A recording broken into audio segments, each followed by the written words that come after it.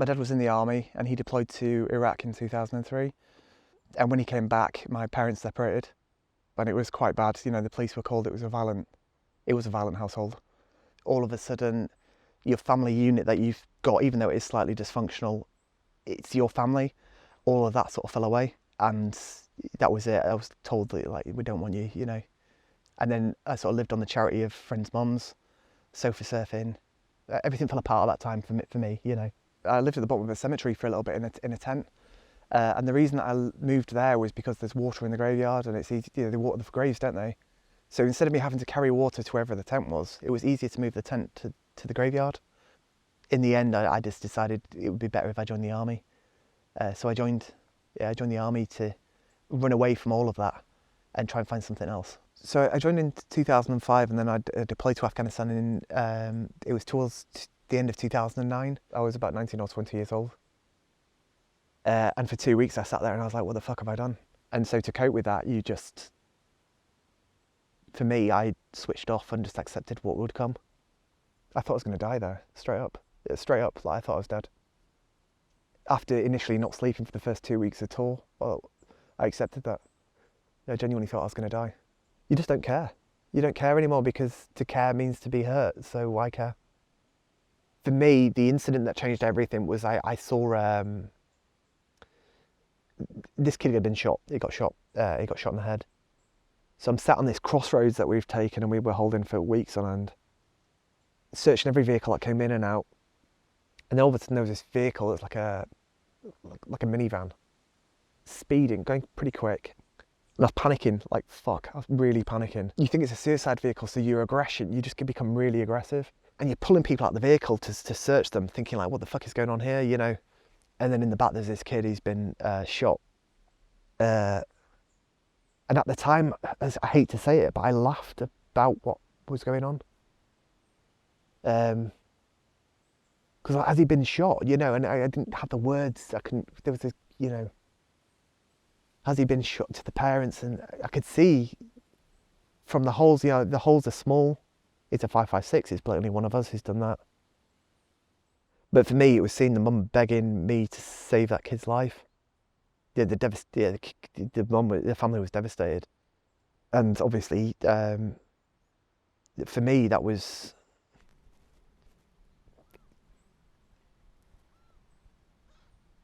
It humanised the people. They're not just Chogies, they're not just locals, they're not just Taliban, because the Taliban had melted away. You couldn't work out who was who, they're people, you know? And the grief that mother was feeling was real. And for me then, it wasn't them and us, it changed the dynamic of things. Like before, it was just us, armed forces versus Taliban.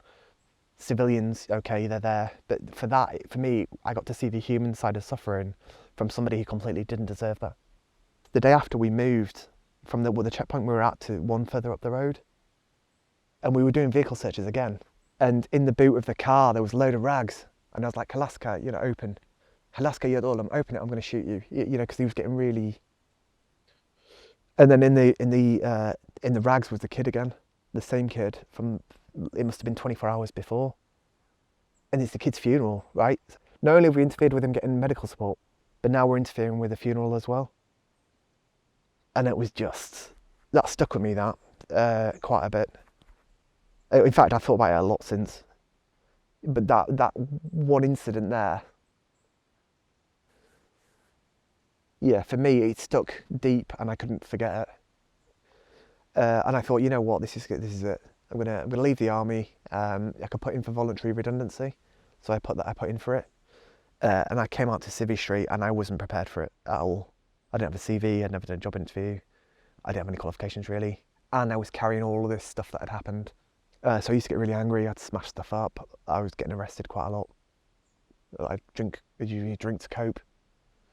And I was offered a line of cocaine, and my God, it worked. It made me feel great for about 10 minutes, and then I just wanted more and more and more. So I'd left the regular army at this point. Well, I went back and joined the Army Reserves. By this time I was taking, to function, there's tablets they give to narcoleptics called modafinil. And I didn't dare say why I was taking them, And when they found the tablets, there was a bit of they said, look, you've got to go. You know, you can't stay here, you've got to go. The minute that went, things unraveled really quick. And I ended up homeless again. And it was during that time I took a load of anticoagulants, and slashed my leg open, trying to kill myself. I ended up getting sectioned for 2 weeks. And during that time when I was sectioned for 2 weeks, nobody listened to a word. It's the drugs that have caused this. And it didn't matter what I said, nobody listened. I just hit rock bottom. I was like, what is the point of this now? I can't. There's nothing more left of me to give at all. You know, I'm done. I am absolutely done with this shit. Like, I've completely disillusioned with it all. So my original plan, I had some money in the bank. And the plan was I had about $3,000 left. We'd just blow it on going out and having fun. And the idea was I'd just kill myself at the end of it. That was it. Because I felt like I was on borrowed time, I think, after Afghan. And it felt like I was going to die there anyway, so all the time after it was spare. And I tried everything. I've been to therapy at this point. I've tried EMDR, trauma-focused cognitive behavioural therapy, antidepressants, antipsychotics, loads of different things that I've tried, and nothing ever helped me make sense of what I'd been through. And in the end, we were looking, and it's one of my friends actually. We've got a check-in group. We've got a check-in group with different people, and I hadn't heard from this guy for a while. So anyway, I gave him a call, and he'd been away. He'd been away with an organisation called Heroic Hearts, and he was doing an ayahuasca retreat. And he said to me, you know, why don't you give it a go? Why don't you give it a try? And I think the anxiety of Afghanistan saturates you to the point that it becomes who you are. And I was just sick of feeling so anxious all the time. And it gets tiring. And I think I got to the point where I was just exhausted, completely exhausted. And to be offered a place to go and do the ayahuasca, I was hopeful. I was hopeful it was going to change. I didn't know very much about it. I knew it made you sick. I knew it was psychedelic. And I think what I got completely exceeded my expectations. I was hopeful it would work. It allowed me to see things that I'd never seen before, you know, in a different way, see my life in a different way, and how I've been, the way that I've acted, the people that I've hurt, because that comes with it as well. You don't just take it and it's a silver bullet and everything's fine. It opens your eyes to the reality of things, and it helped me understand the journey that I've been on. Without taking ayahuasca, I wouldn't be able to sit here and talk to you today.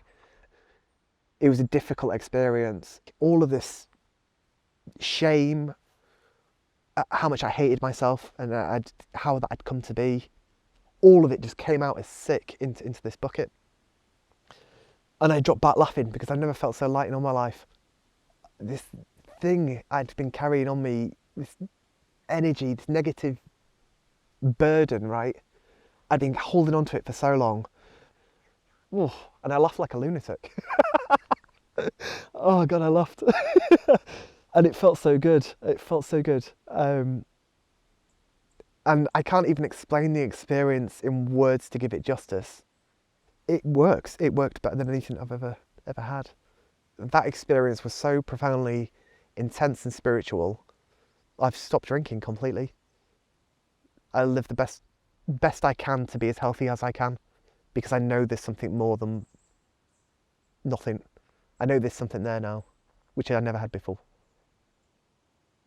I can only speak from my own experiences, but I think when it's approached with the right intention, there's a need for it. I just not something you take recreationally at all, ever. I think there's a lot of benefits that can come from it.